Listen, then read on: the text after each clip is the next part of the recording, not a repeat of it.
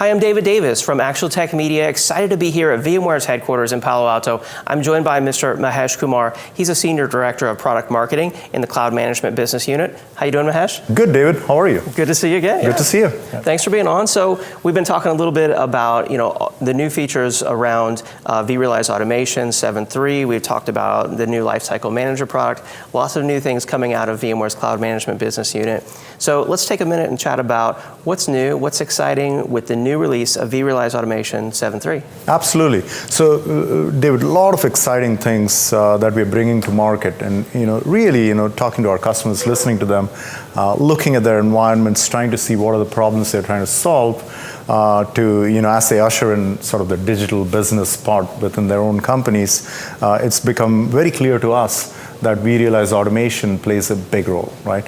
And so with the 7.3 release of VRealize Automation, we have taken a few different vectors to enhance the product significantly to solve for these issues. Okay. So for example, with the 7.3 VRealize Automation release now, we have extensive capabilities that can allow our customers to dictate where a workload actually gets placed. So at institute time, or when you're actually spinning up that workload, there are multiple factors that go into deciding where I should put that, whether that be around SLAs or costing or compliance and governance issues or security. So what we can do now through VRealize Automation is allow users to leverage VRealize operations and then decide what makes sense best in terms of placement of that workload, right? So that's done automatically because these two products talk to each other. Yeah. They're integrated very well, and so we can use that information. Number two, NSX has been wildly popular with our customers, right?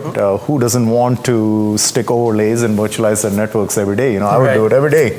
But NSX and networks in general could also use automation, right? And that's where VRealize Automation comes in. We got to think of everything from the perspective of the application developer, right? So how do I ensure that the load balancers I have in front of my app servers, in front of my web farm, can be dynamically changed, right? Maybe it's the algorithm that needs to be updated. Maybe the persistence time needs to be changed, or other attributes for that load balancer. Well, with VRealize Automation, you can do that in the blueprint and then choose the right blueprint and spin that up. Or you can do that as part of the day two operations and management of that system, right? Additionally, you can do things such as managing and working with your network address translation tables. You can also work extensively with security groups, distributed firewalls, security policies, and so on, to really ensure that you're not just getting compute, storage, and network for your workload, but you're actually getting value from that network in terms of that application for its security, for its performance, for agility, and so on, right?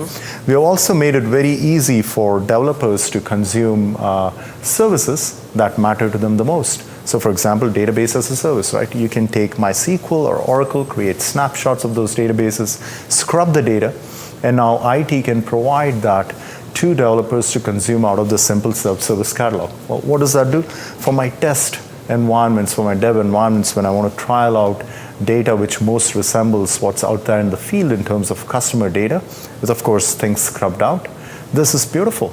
I can just drop this in and I have my database ready and I can bang out tests on it and start writing code. So we've done that.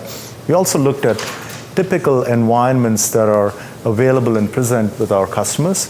And what we have seen is a lot of them are standardized across a variety of config management solutions, be it Puppet or Chef, Ansible, Salt, right. CF Engine. And with VRealize Automation now, we have gone one step further and we are integrating those solutions into VRA. So what does that mean?